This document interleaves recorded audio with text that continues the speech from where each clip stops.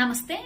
ఈ రోజుల్లో అందరికీ వస్తున్నటువంటి ఇంకొక సందేహం ఏంటి అంటే, జ్యోతిష్య విద్య అనేది దైవ ప్రసాదితం కదా. ఈ దైవ ప్రసాదితమైనటువంటి ఈ విద్యని ఈ రోజుల్లో ఫీజు తీసుకుంటూ చెప్పడం సమంజసమేనా అనేటువంటి సందేహంలో చూడండి, ఒక్కసారి ఆలోచించండి.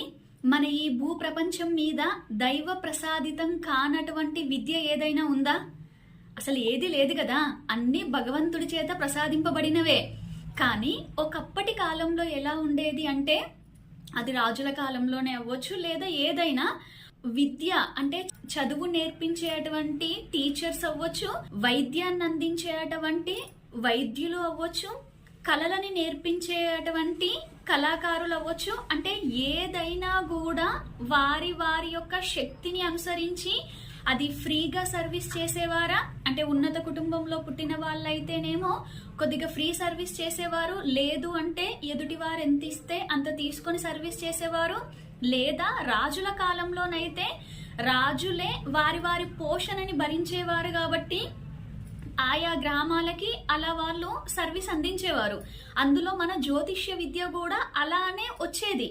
కానీ ఈ రోజుల్లో చూసుకోండి, మారుతున్నటువంటి పరిస్థితులకు అనుగుణంగా, కాలానికి అనుగుణంగా రాజుల కాలము లేదు, రాజయుగాలు లేదు ఇది ఓకే. కానీ వాటి ప్లేస్ లోకి ప్రభుత్వాలు, అధికారము, రాజకీయం వచ్చినా కూడా ఎన్నెన్నో స్కూల్స్ ని ఫ్రీగా నడిపిస్తూ ఉన్నప్పటికీ, ఎన్నెన్నో గవర్నమెంట్ హాస్పిటల్స్ ని నడిపిస్తూ ఉన్నప్పటికీ కూడా మన ప్రజలందరూ కూడా చూడండి, ఆయా దానిలోకి వెళ్ళి మాత్రమే వారికి కావలసినవి తీర్చుకోవట్లేదు ఓకే. అవి మాత్రమే ఉండుంటే ఇన్నిన్ని కార్పొరేట్ స్కూల్స్ అవ్వచ్చు, హాస్పిటల్స్ అవ్వచ్చు వచ్చుండేవే కాదు. ఇదే గవర్నమెంట్ నుండి ఉండేటువంటి స్కూల్సే అవ్వచ్చు, హాస్పిటల్సే అవ్వచ్చు, వాళ్ళు కూడా ఖచ్చితంగా గవర్నమెంట్ నుండి ఎంత అధిక మొత్తంలో జీతాలు తీసుకుంటూ దానికి తగ్గట్టుగా సర్వీస్ ఎక్కడైనా అందిస్తున్నారా వాస్తవానికి? ఓకే, ఇంకా దాని గురించి మాట్లాడాల్సిన పని లేదు. వారి పూర్వజన్మ సుకృతం ఆధారంగా సో వారికి గవర్నమెంట్ ఉద్యోగాలు వచ్చాయి, నడిపిస్తున్నారు అనుకుందాము. వాటిని కాసేపు పక్కన పెడితే మనందరం కూడా ఈ రోజుల్లో కార్పొరేట్ స్కూల్స్ లో పిల్లల్ని అవ్వచ్చు, లేదా ఏ హెల్త్ ఇష్యూ వచ్చినా మంచి కార్పొరేట్ హాస్పిటల్స్ కి అవ్వచ్చు, వెళ్ళగానే అంటే మీ స్కూల్ కి గానీ మీ హాస్పిటల్ కి గానీ మేము ఇంతే పే చేస్తాము, మేము ఇంత పే చేసే జాయిన్ అవుతాము అనేది ఏ ఒక్కరైనా మాట్లాడుతున్నారా? లేదు కదా. వారి వారు అంటే ఆ స్కూల్సే అవ్వచ్చు, ఆ హాస్పిటల్స్ వాళ్ళే అవ్వచ్చు, వారి వారి యొక్క విద్య, వారి వారి యొక్క స్థాయి, వారి వారికి జనాదరణ అండ్ వారి వారి యొక్క క్వాలిటీస్, వారి వారికి ఉండేటువంటి తెలివితేటల ఆధారంగా వారి యొక్క ఫీజు అవ్వచ్చు, వారు చేసే ట్రీట్మెంట్లకి అవ్వచ్చు, వారు చెప్పే ఈ స్కూల్స్ కి ఈ క్లాస్ కి ఈ ఫీ అని అవ్వచ్చు, ఏదైనా కూడా వారు డిసైడ్ అయిపోయారు ఆల్రెడీ. వారు డిసైడ్ అయిన దాన్ని మనం వెళ్ళి ఆటోమేటిక్ గా మనం ఆల్రెడీ జాయిన్ అవుతున్నాము, జాయిన్ చేసేస్తున్నాం ఆల్రెడీ. ఎక్కడ కూడా ఏంటిది అనేటువంటిది ఎవరి నోటి నుండి వస్తలేదు. కానీ ఆస్ట్రాలజర్స్ వచ్చేసరికి ఏమవుతుంది అంటే, ఎందుకు మీరు ఇంత ఫీజు తీసుకోవాలి, మీరు ఫ్రీగా చెప్పొచ్చు కదా, మీరు డైరెక్ట్ గా ఎంతో కొద్దిగా తీసుకొని చెప్పొచ్చు కదా, ఇవన్నీ అన్న వాళ్ళని నేనొక్కటి అడుగుతాను, సూటిగా ఆల్రెడీ అర్థం చేసుకోండి. ఇప్పుడు ఓకే, అవతలి వాళ్ళు పేదవారు, కొద్దిగా తక్కువగా వాళ్ళు అసలు చెల్లించుకోలేని స్థితిలో ఉన్నవారు అని అన్నప్పుడు వాళ్ళని కాసేపు పక్కన పెడతాం, వాళ్ళ గురించి కూడా మాట్లాడతాను నేను. కానీ ఎవరైతే ఫ్రీగా చెప్పొచ్చు కదా, లేదా ఇంతెందుకు మీకు ఫీ తీసుకోవడము అనేది అని అనుకున్నారో వాళ్ళందరూ కూడా మీరు చేసేటువంటి వృత్తులలో ఫ్రీ సర్వీస్ అందిస్తున్నారా? ఫస్ట్ ఆఫ్ ఆల్ మీ కష్టానికి తగినటువంటి ప్రతిఫలాన్ని తీసుకుంటున్నారు. కష్టానికి తగిన ప్రతిఫలం అవ్వచ్చు, కష్టానికి మించినటువంటి ప్రతిఫలం తీసుకునే వాళ్ళు కూడా కొందరు ఉన్నారు ఓకే. అది వారి వారి అదృష్టాన్ని బేస్ చేసుకొని ఉంటది. వారు తీసుకున్న దానికి సర్వీస్ అందిస్తున్నారా లేదా అనేది అది వారి వారి వ్యక్తిగతం మీద ఆధారపడి ఉంటది, అది పక్కన పెడదాం. అండ్ ఇంకొకటి, ఎంత మేము ఇది చాలా పూర్ లేదా ఇచ్చుకోలేము అనేసి అనుకున్న వాళ్ళు ఏ హాస్పిటల్ కి వెళ్ళైనా కూడా ఖచ్చితంగా డిమాండ్ చేస్తున్నారా? లేదు. అంటే ఒక హాస్పిటల్ గానీ ఒక స్కూల్ గానీ అంటే ఇవి కూడా ఒకప్పుడు ఫ్రీగా అందించినవే. కానీ కాలం మారుతున్న కొద్దీ ఏదైతే మారిందో దానిని ఆస్వాదిస్తున్నారు. కానీ ఆస్ట్రాలజీ విషయానికి వచ్చేసరికి ఇక్కడ అంటే మీకు ఇచ్చేటువంటి సర్వీస్ ఎవరైతే ఆస్ట్రాలజర్, సో వాళ్ళు మీకు ఎంత టైం స్పెండ్ చేస్తున్నారు, వాళ్ళు మీకు ఏ విధంగా అనాలిసిస్ చేస్తున్నారు, వారి విశ్లేషణలు మీకు ఏ విధంగా ఉంటున్నాయి అనేది ఒక్కొక్క ఆస్ట్రాలజర్ యొక్క వ్యక్తిగతం. ఓకే, సో వారు తీసుకునేటువంటి ఫీ అనేది ఇంత ఉండాలి అనేది నిర్ణయించే అటువంటి అధికారం మన ఎవరికి ఉండదు.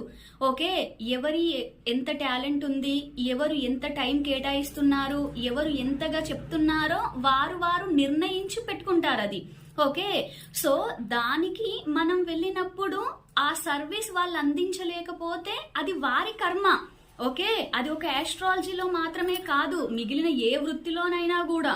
ఇప్పుడు తెలియకపోవచ్చు, మనకు అది కర్మ చుట్టుకుంటూ ఉంటది, అది ఆటోమేటిక్ గా. కానీ ఇప్పుడు వారు అది సర్వీస్ అందిస్తున్నారా లేదా అనే అటువంటిది వారి వ్యక్తిగత నిర్ణయం మీద ఆధారపడి ఉంటది. కానీ వారు ఎంత ఫీ తీసుకొని చెప్పాలి, ఫీ లేకుండా చెప్పాలి అనే అటువంటిగా అనే అర్హత అసలు మనకుందా లేదా అనే అటువంటిది కూడా ఆలోచించుకోవాలి. ఓకేనా? సో కాబట్టి ఎప్పుడూ కూడా ఇతరుల నుండి ఫ్రీగా ఏది రావాలి అనేసి మనం ఫస్ట్ కోరుకోకూడదు. మరియు ఒకవేళ అవతలి వారిని అందుకోలేనటువంటి స్థాయిలో స్థితిలో గనక మనం ఉన్నప్పుడు ఏంటి అంటే అది ఇంకో రూట్గా అంటే ఓకే నా యొక్క పరిస్థితి ఇది అనేసి తెలియజేస్తూ ముందుకెళ్ళాలి. ఓకే, నెక్స్ట్ థర్డ్ వన్ ఏంటి అంటే ఇంకొకరి యొక్క జ్ఞానాన్ని, ఇంకొకరి యొక్క వృత్తిని, ఇంకొకరి యొక్క సంపాదనని ఇంతే కావాలి, ఇంతే మీరు తీసుకోవాలి అనేసి ఎదుటి వాళ్ళని అనగలిగేటువంటిది మనకి లేదు. ఓకే, వీటిని చాలా చక్కగా అర్థం చేసుకోవాలి. కాబట్టి సో ఈ మిగిలినటువంటి వైద్యము, మిగిలిన విద్య, మిగిలిన వాటి విషయంలో లేకపోతే మీ అందరూ కూడా చేస్తున్నటువంటి మీ ప్రొఫెషన్లో ఏ దానిలోనైనా కూడా మనం చేసేటువంటి ఆ వృత్తికి ఆ కష్టము అది ఎవరిది వాళ్ళకే ఉంటది. అంత ఈజీగా కూడా ఎవరెవరి వృత్తులలో వాళ్ళు రాణించలేరు. ఎవరికో వారి పూర్వజన్మ సుకృతం ఆధారంగా వాళ్ళు కష్టపడింది కొద్దిగా అయినా కూడా వారికి వచ్చే అటువంటిది ఏదైనా ఎక్కువ ఉండొచ్చు, కానీ అందరికి ఒకేలా ఉంటది అని కూడా కాదు. కాబట్టి సో మిగిలినవి కూడా ఎంత డిమాండ్ మీరు చేయలేకపోతున్నారో అదే విధంగా దీనిని కూడా అర్థం చేసుకునే ప్రయత్నం చేయాలి. కానీ ఏదో 4 ముక్కలు మాట్లాడేస్తారు, సో వీళ్ళకి అసలు ఫీ ఇవ్వాల్సిన అవసరం ఏముంది అనే అటువంటి దానిలో గనక ఉన్నట్లయితే ఆ 4 ముక్కలు చెప్పడమే అవ్వచ్చు, లేదా ఎంత విశ్లేషణ చేస్తాము అనేది ఒక్కొక్కరి ఆస్ట్రాలజర్ మీద ఉంటది. మీకు ఇదివరకు ఎవరైనా ఆస్ట్రాలజర్స్ చాలా వేలకి వేలు తీసుకొని సో కొద్దిగా టైం ఇచ్చేసి వాళ్ళు చెప్పాలనుకున్నది ఒకటి చెప్పి వదిలేసి ఏం చేస్తుంటారు అనేది మీ కర్మ, వాళ్ళ కర్మ అది.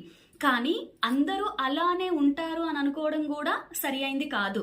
ఓకే, ముందుగా ఇంత కర్మ సిద్ధాంతాన్ని అర్థం చేసుకొని ఇదే జ్యోతిష్య రంగంలో ఉంటూ కూడా మనము తీసుకున్నటువంటి మన యొక్క కష్టానికి తగినటువంటి ఆ ప్రతిఫలం మన కష్టం అంతనే ఉండాలి. ఓకే, అండ్ తీసుకున్న దానికి ఖచ్చితంగా మనం వర్క్ చేసే విధంగా ఉండాలి అనేసి నమ్మే వాళ్ళు కూడా కొందరు ఉంటారు. ఓకే, అలాంటి వాళ్ళు మనకి దొరకాలా దొరకకూడదా అనేది కూడా మీ వ్యక్తిగత జాతకాల మీద ఆధారపడి ఉంటది. కాబట్టి వాళ్ళని చూసి మిగిలిన వాళ్ళందరినీ కూడా అదే విధంగా అనుకోవడం కూడా కరెక్ట్ కాదు. కాబట్టి ఏ విద్య, ఏ పని, ఏది గాని అంత ఈజీగా ఎవరి దగ్గరికి చేరలేదు. వాళ్ళ నుండి మనము అంతే ఈజీగా రాబట్టుకోవడానికి. ఓకే, ఇది అర్థం చేసుకోండి. నమస్తే.